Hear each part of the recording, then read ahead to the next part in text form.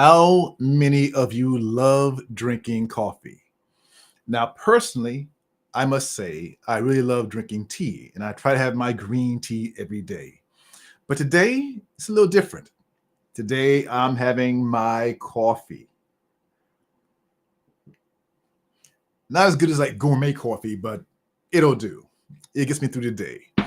I do want to remind you right now, you can catch me here every week on YouTube, on Twitch, on Twitter, the whole 9 yards, Facebook, wherever you are. Come and check me out live. I'm going to drop a little knowledge about photography and share life in Japan.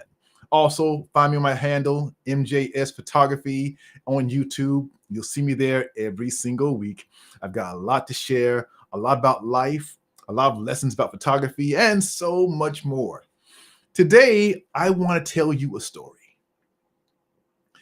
I just said earlier that, I'm not really so much into coffee, but a buddy of mine called me and said, man, we have to go and check this place out. There's this experience that I've never been to. It's here in Tokyo. I heard about it. I'm hearing great things. Let's go check it out. So I'm like, all right, I'm down. Let's go right into it. So let me just share my experience here in Tokyo about all this. This is what I call the ultimate brew journey. This is an experience here in Tokyo. This is KOFFEE MAMEYA, which Mameyya is a coffee bean store. So it's a coffee bean store, and it is absolutely out of this world. I can't wait to share with you guys today. I had an amazing time because it's not just a coffee shop. It's omakase. Now, omakase is normally when you go have sushi, and the chef, the omakase chef, doesn't give you a menu for you to figure out what you want. They prepare the meal for you. It's their choice. Well, this is coffee omakase. And when I walked in right away, you're met with this whole sea of beautiful coffee, and the design of the coffee shop is very different. So I'm there walking in, I see all this coffee. I see the design of the coffee store, which is unlike anyone I've ever been to before. And I get seated, and it's like a bar area going around the entire experience of this coffee store, unlike anything I've seen before. No, separate seats like you'd find at Starbucks or any other coffee shop. This is more like a high-end sushi chef or sushi bar where you sit at the bar.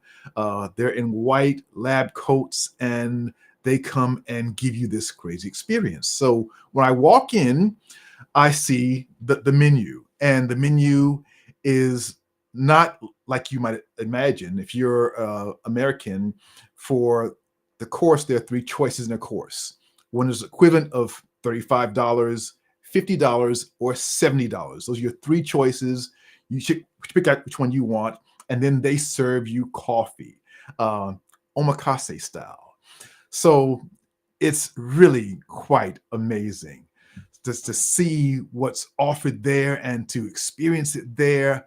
And again, I've never heard of this, never experienced it before at all, but the omakase experience in Tokyo is like none I've ever had before. So let me just take you through this.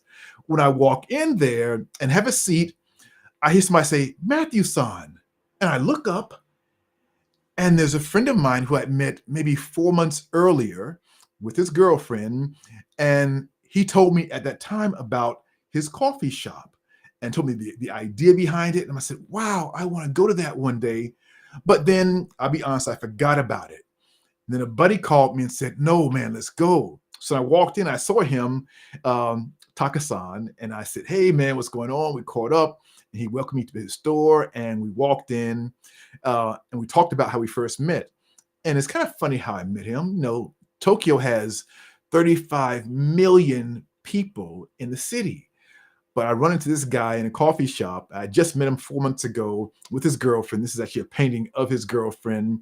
I went to his girlfriend's show. She's an artist. and my buddy bought one of her paintings. So that's him and his girlfriend and my buddy Chaz, who bought her painting, and we had that experience. But here I am, months later in his shop having coffee. So this is the first course. Now check this out. You have two different types of coffee for your first serving. And like you're having a wine pairing or a wine tasting, you might have chocolate with the wine. You have different types of chocolate as well, or different types of sweets to have with your coffee to enhance the flavor of the coffee.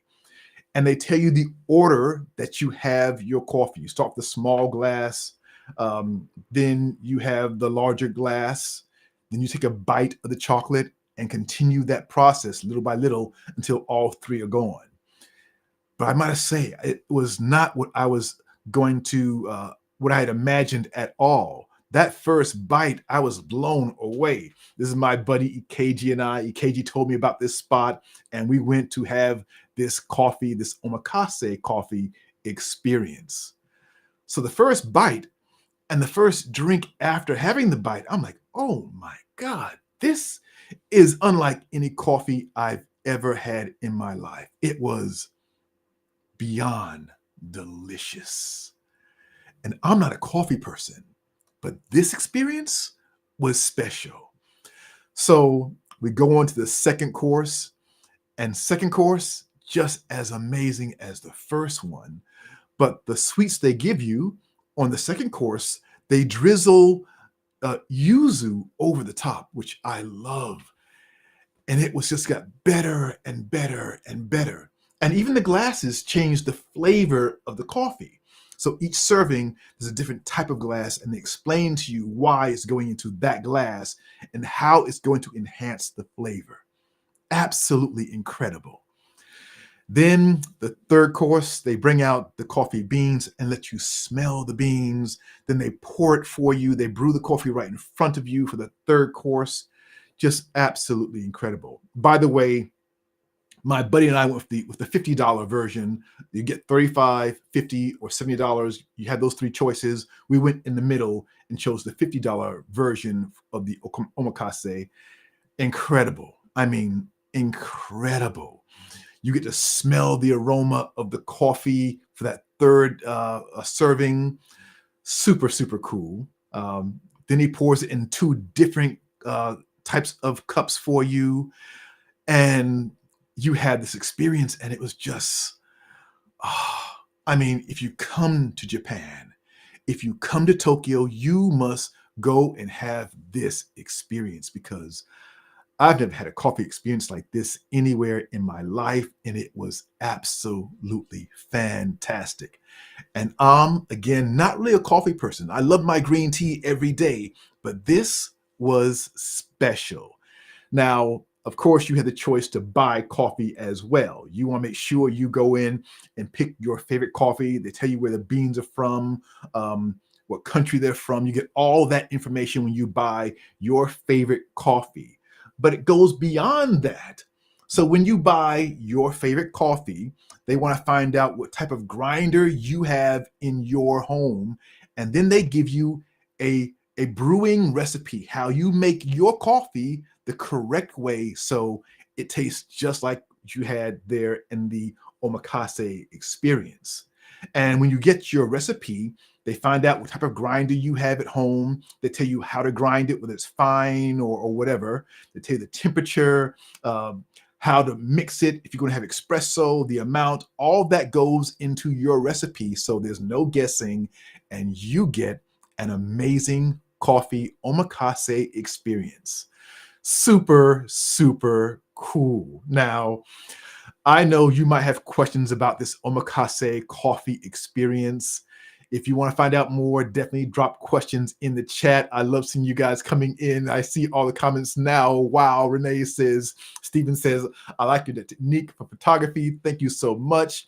Linworth, thank you so much as well. Tuning in for my coffee, KG says. Hey, what's going on, KG? How you doing? Love my coffee, Linworth says. That is interesting. Renee says, yes, it is super, super cool. And what an experience. So Yeah, let me now take your questions. If you have any questions about anything you've seen about the Omakase experience, this is the time. Let me know your questions right now before we go into today's super exciting. I can't really say it's a lesson. Today is a little more than a lesson. Today, I've got a lot to share with you guys, and I'm sure you have questions for that afterwards. I'm going to dive right into that part because today I am super excited to dive into today's very special lesson. For those who don't know, my name is Matthew Jordan Smith. I've been a photographer for over 35 years. I love this business, this art, this craft. I want to share as much as I can with you to help you be a better photographer. I'm also a Nikon ambassador, and I'm using my Nikon Z8 right now as my video device to share with you around the world. Now, today we're going in a place where we haven't gone before. Today, I want to talk about focusing on vibrant reds, elevating your photography. So let's think about the color red. We see it all the time, and like many things, we take it for granted. But for photographers, this is kind of powerful for you to focus on one thing. This is how you sharpen your eye. You get better at seeing when you focus on just one thing. There are times when I'm here in Japan and maybe I'm bored one day and I want to give myself an assignment. Guess what? Today, I'm going to give you an assignment. And this is going to help you see things differently, see life differently. Today, I want to give you the assignment of going out for one day and just focus on the color red. It can be in anything. Maybe you see a bow in somebody's hair, or you see, a red trash can. Whatever it is, I want you to focus on taking pictures for one day only, just of the color red. This is you sharpening your eye. And when you do this, you'll be surprised of how it affects you, how it changes how you see. You start noticing things that you didn't notice before. Now, this assignment is special. It's just for you. You don't have to turn pictures in. However, I'd love to hear your comments in the YouTube. Go to the YouTube channel and leave your comments on this video on what it was like for you to focus on just taking pictures for that day, whatever day you choose to do it, of just the color red. What did it do for you? Did you see things that you wouldn't have seen before? Did it change how you go around and take pictures? Red's a very powerful color. As you're out there taking pictures of the color red, I want you to also think about, why are people using red in this way? Now, you might see people wearing the color red. It stands out, which is great. But also, when you see red in other ways, what's it being used for? Maybe you see a sea of people wearing all dark colors, and that one person is wearing red. It pops out. How can you use that in your photography? Think about color and how colors affect us in a subliminal way. Maybe you want to use colors in your photography to send a message in a subliminal way. This exercise should help you to see and think differently. How is red used in nature? And how does that affect us when we see red in nature? How do you feel when you get, say, if a woman gets a dozen red roses? How does she feel? How do you feel giving somebody red roses if you're a man or a woman? Doesn't matter. Find out how people feel when they see the color red and how it affects them. Even as the seasons change and we start seeing the different leaves and how it affects us as well. Now, you walk into a store. This is actually my favorite tea store in my neighborhood. And I walked in, and what grabbed my attention was this 20% off for sure, but they used the color red to grab our attention. So notice also, beyond how people are wearing it, how people use it in terms of marketing, how they get your attention. I saw these two cops on the street, and they were on bikes, on their motorcycles, and of course that red siren. We know when you see red, if you're in a car behind you, you get this certain feeling. So notice how red affects us. Also, just walking down the street, seeing a fire hydrant and seeing that color red. So if you're in an emergency, you see, okay, I need to go there and grab the fire hydrant. If you want to, refresh yourself and get a Coke, Coke has chosen red as their color, as their main color. We know that red and white is synonymous with Coke for sure, but also in nature. How does red affect us? This is an area here in Tokyo where all of these plants turn red. It happens in October. This picture I shot back in like 2019 or 18. But this is about to happen, and I'm going back there again, and I'll share pictures of this amazing location. By the way, this is not Photoshop, AI, or anything. This is straight out of camera, and this area, oh, it's incredible. Now, let's talk more about your assignment. I want to take your questions right now. I want to turn it all on you right now. Again, for those who may be coming in just now, I want you to think about the color red. I have an assignment for you. The assignment is for you to go out for one day and just focus on taking pictures with the color red. As you're taking those pictures, think about how people are using them for marketing, for advertising, how it grabs your attention, how you feel when you see the color red. This is a great exercise to train you about seeing. One of the hardest things for photographers, for videographers, is to learn how to see.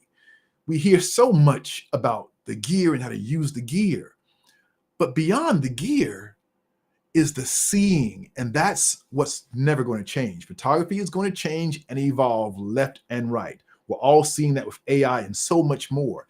That's never going to change. It will always evolve. However, what's really important is for you to think about how you see and capture images. And this exercise is just about that. Again, you don't have to post pictures at all. I would like for you, however, to post comments on my YouTube page about your experience as you go out and take pictures of only the color red, that vibrant, beautiful color red, for one day. Leave your experience, what it was like for you, as you go through and do that. Now, let me take your questions. Love seeing you guys with your questions. Thank you, Brian Palmer, for a beautiful image. That comment there. Red oil is great, especially when you can dunk down the rest of the image colors. I like that, Rox. Thank you so much for that one. Let's see here. This is great seeing all these comments. Thank you, Renee, as well. Frank, how you doing? Good seeing you there as well. Renee says, did I get some of the coffee to take home? I did not that day, but my buddy KG did. My wife loves coffee, so don't say anything, but I'm going to take her back there so she can pick out her favorite coffee and bring it home. I think she's going to love it. I'm looking forward to going back there and having that experience again and turning her on to this coffee. Omakase Experience. Super, super cool. And I think when you guys come to Tokyo, you must come and bring that in as well. Let me see if there are other comments here. I see the comments. I'm just getting any questions at all. Thank you guys for tuning in. I definitely want you to do this assignment. It's for you. It's going to help you become a better photographer. It's going to help you see things differently. And that is going to help you stand out as a photographer. Let's see here. Rock says, coffee is my favorite food group. I love hearing that. Definitely, definitely, definitely. Hello, Frank. Hello, Linworth. Good seeing you guys coming in here. Renee says, did you stop people on the street if you saw them wearing red? So I stopped one person. the guy with the jacket and asked him, could I give him a mirror to hold as I shot his picture? But that's the only person I actually stopped. The rest, I just photographed them as they were out and about in the street. You can do it any way you like. If you want to just capture the color red as people pass by, that's totally cool. If you want to stop them and take their portrait, that's cool too. But tell them what you're doing. If you stop them, tell them what you're doing, because people will be excited to hear about your assignment. Even share where it came from and what you're doing. I think that's super cool. So thank you, Renee, for asking that question. EKG says, okay, maybe I mentioned before, but was the film Schindler's List the inspiration for this assignment? Good question. So EKG says, was the film Schindler's List the inspiration for this assignment? No, it was not. However, the idea did pop to me from a film I saw a long time ago. Oh my God, what's the name of this film? Do You See Dead People? Remember that movie? In that movie, I forget the name of the movie now, but in that movie, they use the color red. The director used the color red to signify something happening in the movie. So whenever you saw somebody in red or the color red came into the movie, it meant something was happening or about to happen. Super, super cool. Does anybody, The Sixth Sense? Thank you, Brian Palmer. The Sixth Sense. That director used red to indicate something was going to happen. If you haven't seen that movie, go back and watch it. As a matter of fact, one of my other favorite movies is Schindler's List. EKG, thank you for that. I love that movie. And incredible movie. This is going to help you all become better photographers. Thank you for these questions. Let me make sure I didn't miss any questions there. Oh, yes. So it can be anything, people, buildings, objects, anything red that stands out to you. Take a picture of that. This is you focusing on just the color. So seeing the color in any way, any manner on anything is totally cool. Then once you do this assignment, please come back to my YouTube page and leave a comment on this video. All right, everyone, I want to thank you for being here and letting me share this amazing assignment with you. I think it's going to help us all become better at seeing. And that's one of the first steps to becoming a great photographer, just learning how to see. And then using what you see in a subliminal way to give a message. Thank you so much. Thank you, Brian Palmer, for letting me know the name of that movie. Brian Palmer is there Brian Palmer, are you still in Australia? I love that. So this is a way for us to all learn together, keep growing and become better photographers by learning how to see. It doesn't matter what camera you use, what lens you use, that's totally up to you. You know me, I'm going to use my Nikon Z8 or my Nikon Z9. I'll probably use a 105 lens to focus in and shoot at maybe 2.8 or maybe 1.4 and focus on just one person or one object, make everything else go out of focus. So that focus is just on that color red, but you can do anything you like, shoot it your way, your style. And then let us know about your experience. I'll be checking and leaving replies on those comments. All right, everyone. Thank you so much for today. This has been so cool. Brian Palmer's in Melbourne, Australia. Good to see you there, man. Love seeing you all here. Phil says, red is my favorite color. Love that. Love that. Just shot TEDx Detroit. Beautiful hearing all this stuff. Good seeing you all here. Thank you for this.